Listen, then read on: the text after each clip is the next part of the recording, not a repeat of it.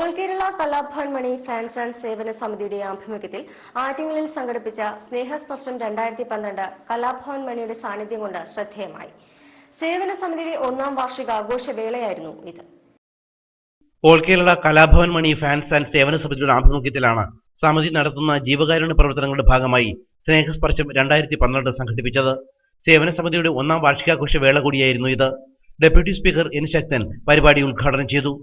നിർധന കുടുംബത്തിലെ 2 പെൺകുട്ടികൾക്ക് മംഗല്യ സഹായവും 2 നിർധന രോഗികൾക്ക് ചികിത്സാ സഹായവും വൃദ്ധസദനത്തിലെ അന്തേവാസികൾക്ക് വസ്ത്രങ്ങളും ചടങ്ങിൽ വിതരണം ചെയ്തു.